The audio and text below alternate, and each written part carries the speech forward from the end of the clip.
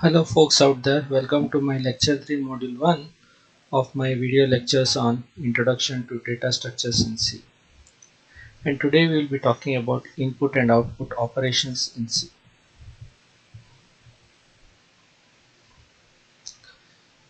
In C we have formatted and unformatted way of input and output operation. So let us look at the formatted way of input operation.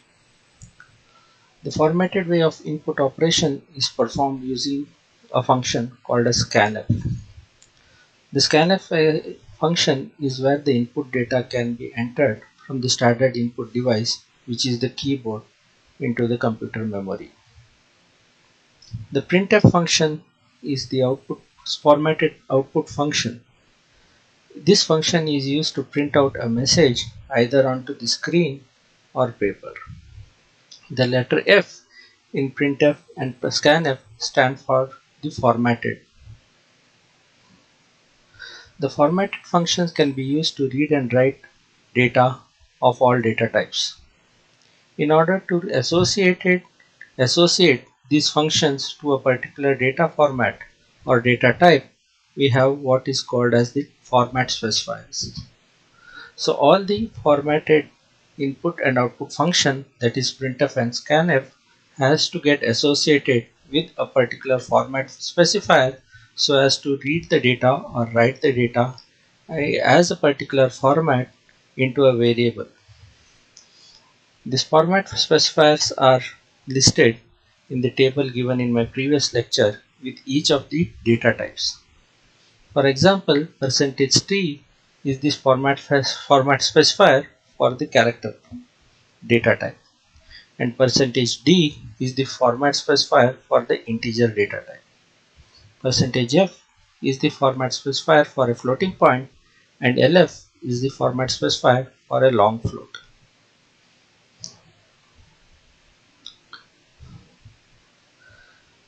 C also supports unformatted way of outputting a function and inputting of data.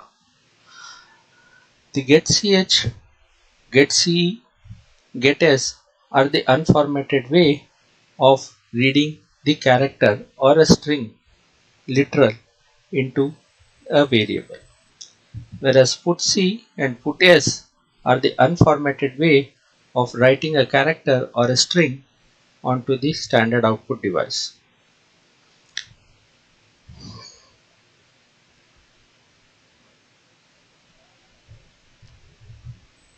So those were the couple of formatted and unformatted way of inputting data into the C language. So let's now look back and review whatever we have studied so far with respect to C programming language. The first review question is, what are the 7 components of the structure of a C program? Do you guys remember this? If not, let us review. Basically, there are 7 ways in which, or 7 sections in which the C program are basically clustered or classified. Documentation, preprocessor, definition section, global declaration, main function, and function definition part. What are constants and variables? Do you guys remember that? Okay, let's look back and review. Variables and constants are both identifiers. They are nouns, they are identifiers. These are places where information gets stored into a memory.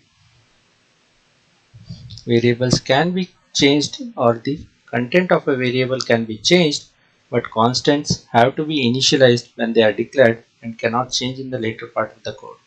Remember this. What are keywords? How many keywords are there in C? Keywords are reserved words or action words which are predefined.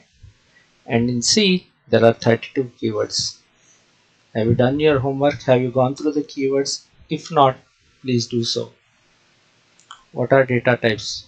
What is their significance? How are they categorized in C language? Do you guys remember this? Okay, let's review. Data types are basically keywords, and they are identifiers in case of customized data types, which we will be looking at a later stage. Data types basically determine the way in which information gets stored and the type of number of and the size of memory which gets allocated with each variable or constant. Basically, there are three types of data types: primitive data type, derived data type, and user defined data type. What are the primary or the primitive data type supported in C language? Any idea? Yes, there are five: int, character, float, double, and vol. This can get associated with type modifiers and can be used to define the derived data type.